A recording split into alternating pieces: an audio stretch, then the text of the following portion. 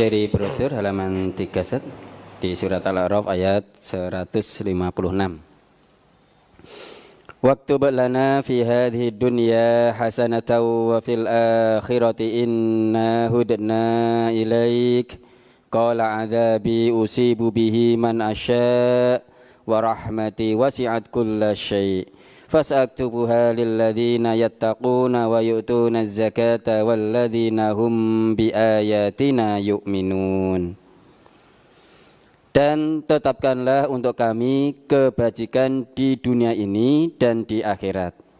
Sesungguhnya kami kembali bertaubat kepada Engkau. Allah berfirman, siksaku akan kutimpakan kepada siapa yang aku kehendaki, dan rahmatku meliputi segala sesuatu. Maka akan aku tetapkan rahmatku untuk orang-orang yang bertakwa, yang menunaikan zakat, dan orang-orang yang beriman kepada ayat-ayat kami. Mohon penjelasan pada kalimat rahmatku meliputi segala sesuatu. Rahmatku meliputi segala sesuatu. Jadi rahmat Allah, kasih sayang Allah itu luas sekali. Allah itu memiliki rasa kasih, rasa sayang, dan luas sekali, tidak bisa terhitung.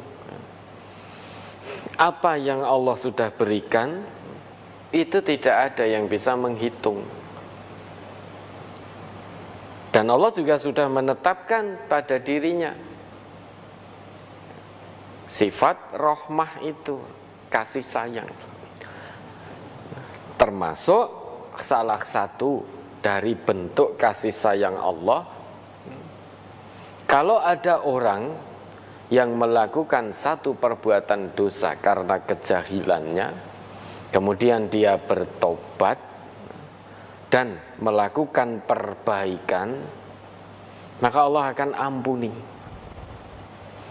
Ini salah satu sifat kasih sayang dari Allah. Bentuk kasih sayang Allah yang lain,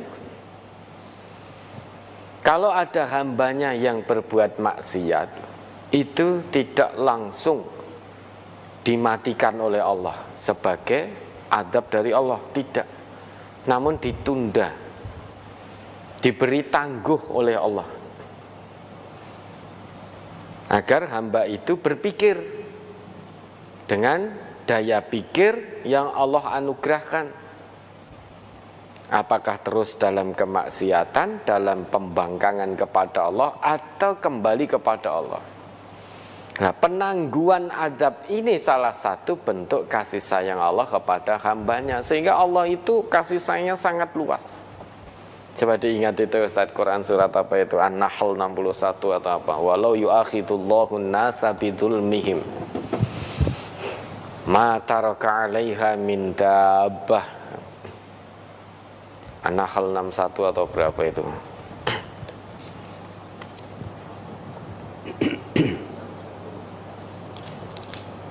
Ya, 61 ya. Surat An-Nahl surat ke-16 ayat 61 set.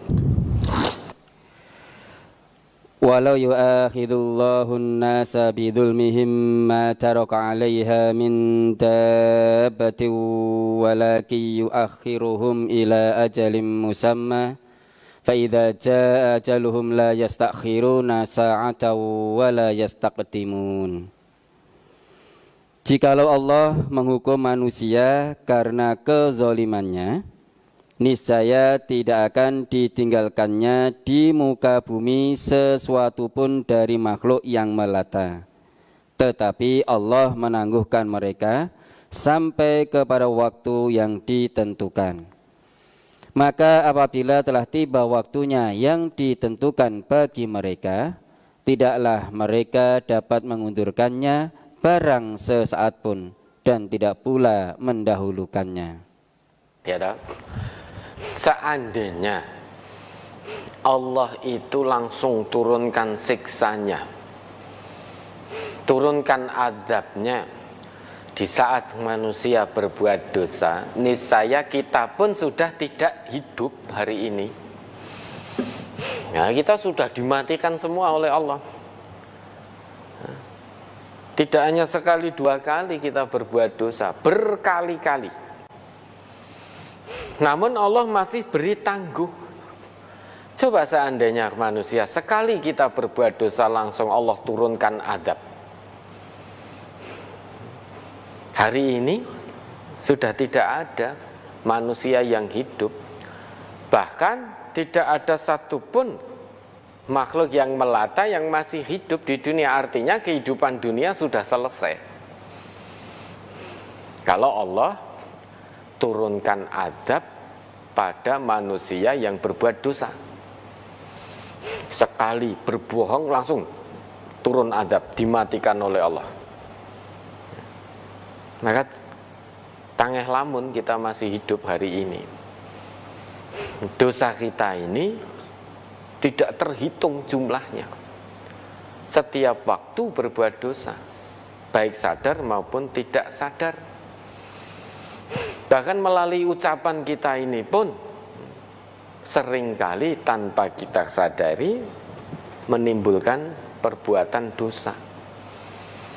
Namun Allah tidak lantas serta-merta turunkan azabnya,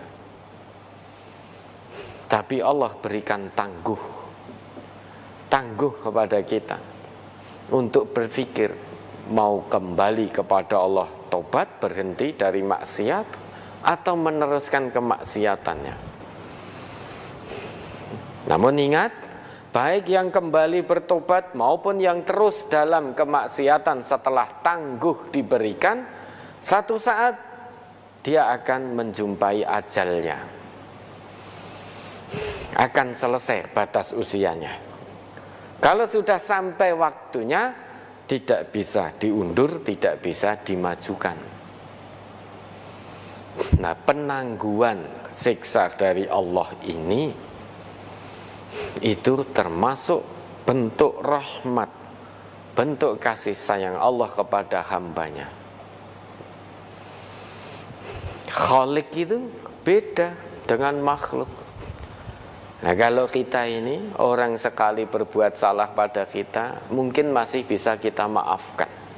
2 kali, 3 kali, 4 kali sulit bagi kita untuk memaafkan orang tersebut. Namun tidak bagi Khalik. Sang Khalik karena rahmatnya meliputi segala sesuatu, meliputi jagat raya ini, meliputi semuanya kasih sayang Allah itu. Maka hambanya, jangankan hanya sekali, 2 kali, 3 kali, 4 kali, bahkan berkali-kali, bahkan dosanya setinggi langit, sedalam lautan sekalipun, sebanyak buih di lautan, kalau dia betul-betul mau bertobat kepada Allah, maka Allah dengan rahmatnya akan meliputi orang tersebut, diampuni dosa-dosanya, diampuni kesalahannya, maka diterima tobatnya, dihapus kesalahan-kesalahannya untuk kelak kemudian dimasukkan ke dalam surganya. Itulah Khalik. Nah, kita tidak. Sekali orang menyalahi, menyakiti, mungkin masih bisa memaafkan kita.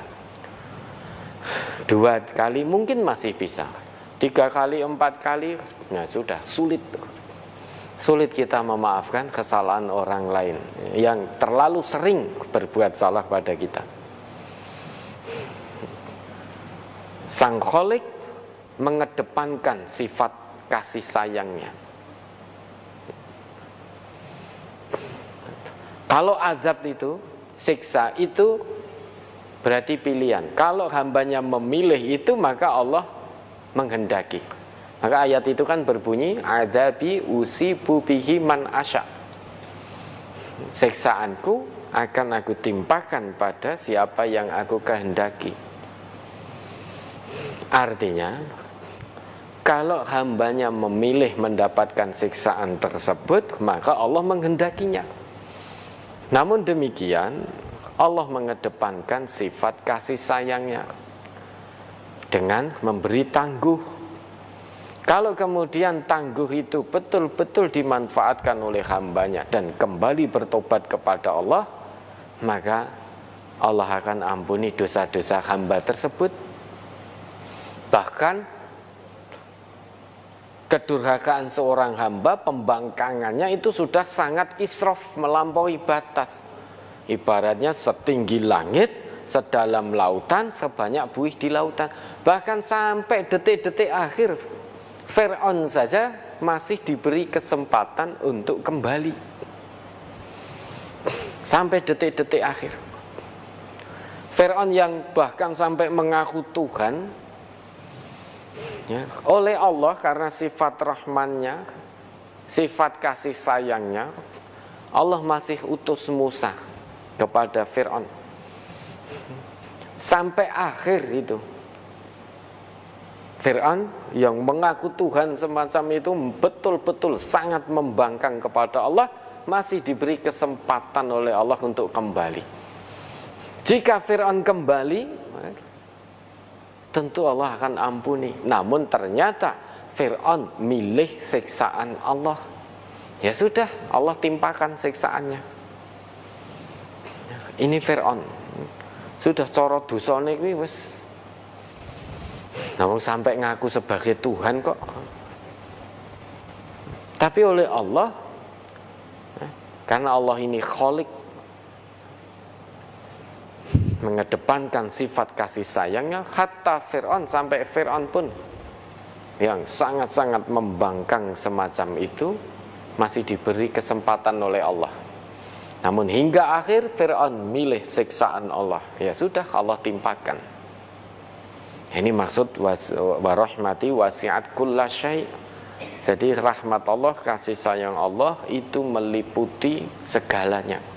Semua yang di langit, semua yang di bumi, ini terliputi dengan kasih sayang Allah. Tidak ada satupun yang luput dari kasih sayang Allah. Tidak ada satupun. Maka kita sebagai makhluk juga diperintah oleh Allah berkasih sayang. Lebih-lebih kepada sesama manusia. Dengan hewan pun kita ada perintahnya. Nah, menajamkan pisau yang akan digunakan untuk menyembelih. Ada kasih sayangnya. Ya, ada lagi.